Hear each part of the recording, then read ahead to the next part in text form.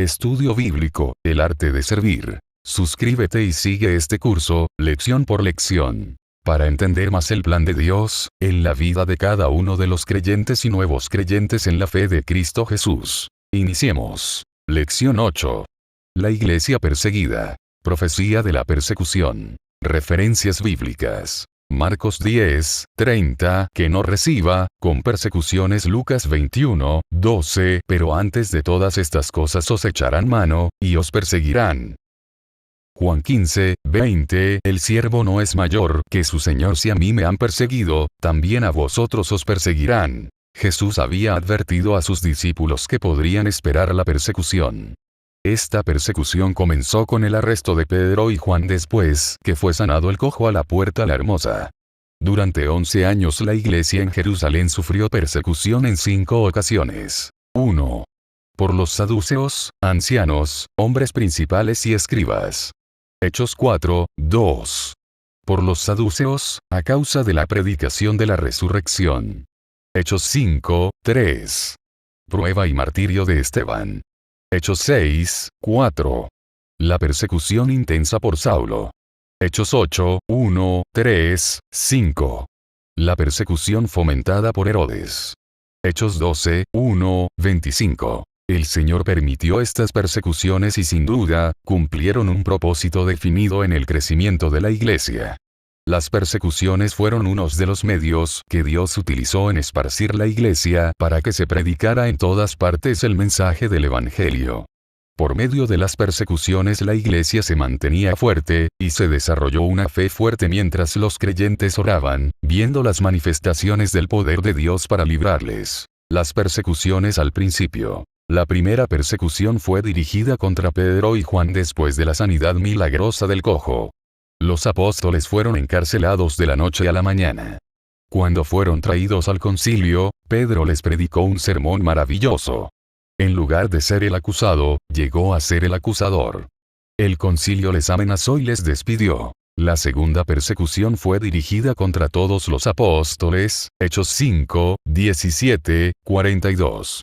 Los jefes religiosos se pusieron indignados y llevaron presos a todos los apóstoles y los encarcelaron. Un ángel del Señor los libertó. A la mañana siguiente, cuando el concilio estaba reunido para el juicio, no encontraron a los apóstoles.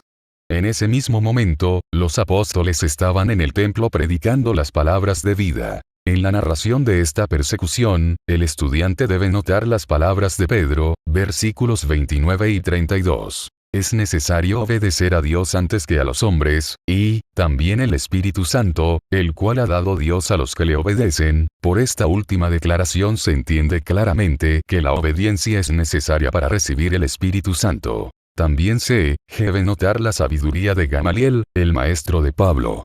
Al oír predicar a Pedro, los miembros del concilio fueron profundamente convencidos de pecado y comenzaron a hacer planes para matar a los apóstoles.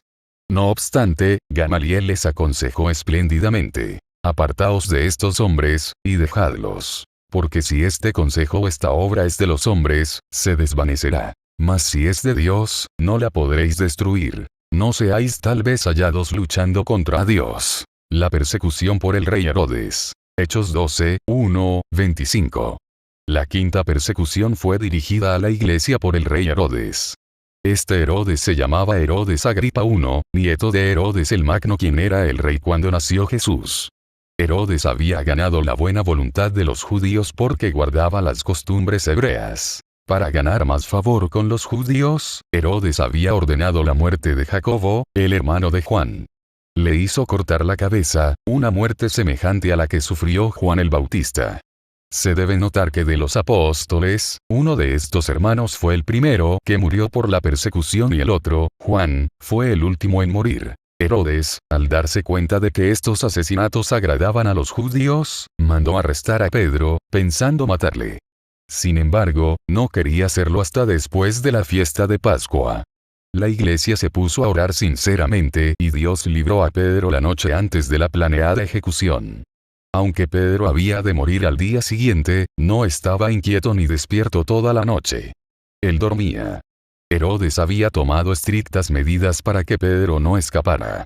Pedro estaba atado por 2 cadenas y 4 soldados, 2 a su lado y 2 a la puerta, le custodiaban. A pesar de esto, un ángel del Señor libró a Pedro. Pedro fue a la casa donde la iglesia oraba, la casa de María, la madre de Juan Marcos. Aunque la iglesia estaba orando, era difícil creer que sus oraciones recibieron contestación. Era tan milagroso. ¿Por qué rescató Dios a Pedro y permitió que muriera Jacobo?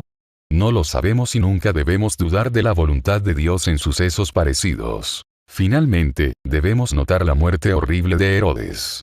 Lo que él estaba deseando, el aplauso del público, le trajo juicio y muerte. Cuando el público gritó voz de Dios, y no de hombre, Herodes no dio la gloria a Dios y murió comido por los gusanos.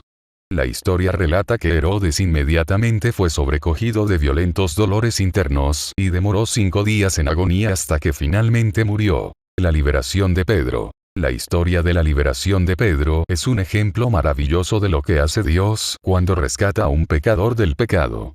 Este pasaje de la Escritura es un texto maravilloso para un sermón evangélico. 1. El estado del pecador se describe en el estado de Pedro, encarcelado y encadenado. 2.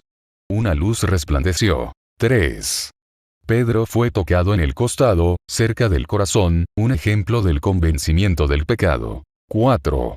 Se le dijo que se levantara, el primer paso. 5. Luego las cadenas se le cayeron. 6. El ángel dijo a Pedro: acíñete, ve, átate las sandalias, envuélvete en tu manto, sígueme. 7. La puerta se les abrió por sí misma. 8. Finalmente Pedro podía decir: ahora entiendo. La última crónica del ministerio de Pedro. En Hechos 12, 17 se lee: y salió, y se fue a otro lugar. Aparte de una mención breve de Pedro cuando se presentó y habló al primer concilio de la iglesia, Hechos 15, dicho versículo completa la crónica del ministerio de Pedro. Se fue a otro lugar, pero nadie sabe a dónde. Pedro había utilizado las llaves para abrir la puerta del reino. Esto es todo lo que necesitamos saber del ministerio de Pedro. Continuamos con la lección 9 en el siguiente video. Pon tus preguntas y comentarios en el video.